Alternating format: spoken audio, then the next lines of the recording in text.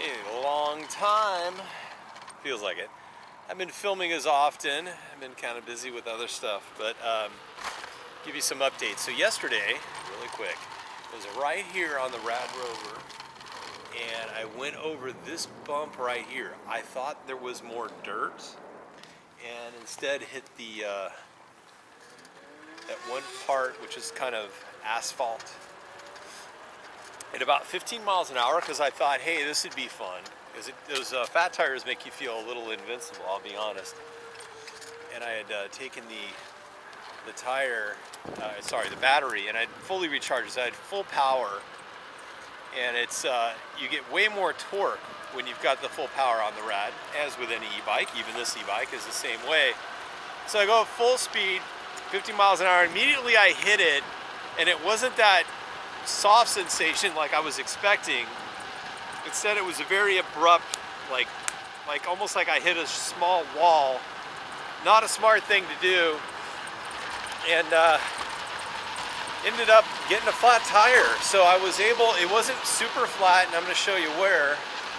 So we're right here, and then right here it just lost all air and then gave out. So I was trying to go slowly, and the tire was kind of flopping around. Went right to about here, and then I took the tube off. And I think I ended up leaving the tube, so I was looking for the tube. Tube's not there, so anyway. My bad.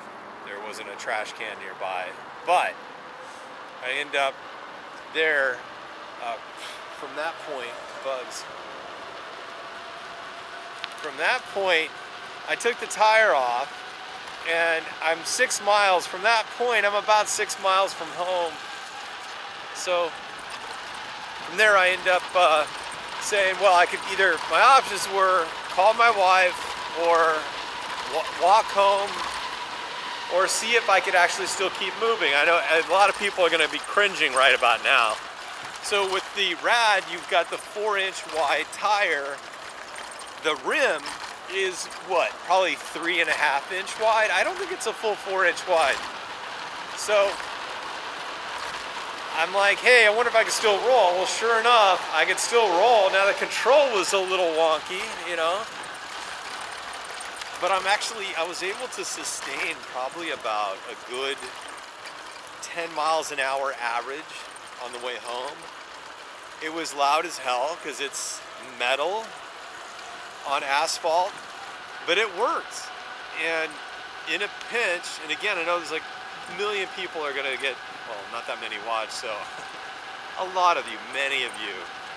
Just like when I had a rear flat tire on the Radrover, and I'm like, you know what, F it. It's so frustrating to change a rear tire on that thing, and I don't care what you say.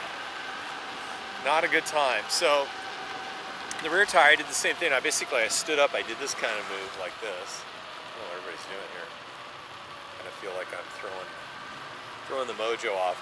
But I did this kind of side move, right, where you do this. And the rear tire was kind of flapping around, but I took the weight off, so I was able to, and people were like giving me crap, you're gonna destroy the tire, blah, blah. Guys, it's not that sensitive, it really isn't. Now, it is to a point, I agree, you shouldn't do it.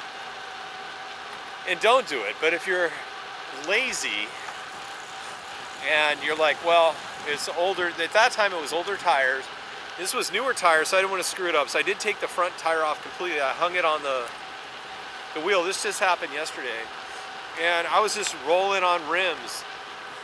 And it sounded like a freight train. I couldn't film it because I didn't have the right equipment at the time. And I didn't want it to sound windy and crazy, so I didn't film.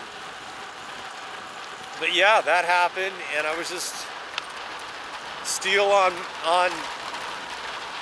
concrete all the way home. But you do what you got to do sometimes, you know. Sorry, but I'm not afraid if I got to do that occasionally. The bike has saved me so much money anyway, so not the end of the world. But you can do it. You actually could in a pinch. And because the thing is, I didn't have my kit with me. I feel like the story's rambling, but when you don't have the kit with you to fix the tire, there's nothing I could do.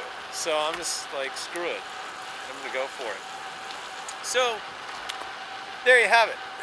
that was my adventure yesterday. An update on this bike. More bugs. So I'm trying to protect my mouth. Juan graciously looked at it. He thinks he found the problem. It's a bad. So I think what happened when I can't talk like that. I think what happened is when the thing fried, this bike kind of fried, and it blew out the sensors in the motor. We fixed those. The pedal assist isn't working, so I think everything just got like got fried. So Juan bought a pedal assist sensor. It's a little like wire that comes out. It's not in the controller thing right here. It's outside of the controller.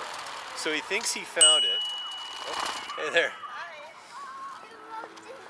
So he thinks he found it, and so he ordered a new sensor. It's like $5. So I'm gonna film that as well, and hopefully that also fixes pedal assist.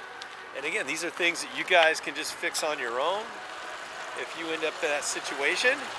Instead of just throwing a motor away or a bike away, then that's good. So we'll have that fixed up.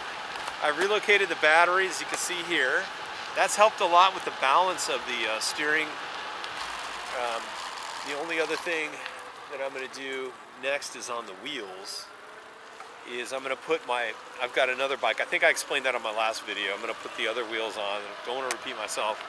And then other thing I love is I love this little thin bike bell. It's super cool because I'd rather do that, like just to like, hey, excuse me, I'm coming through, versus that has scared the crap out of people. So I'm trying to be good. That's it. That's my updates. I don't have any other major news, so I'll keep this one short, and hope everybody's staying safe. See y'all later. Take care. Bye.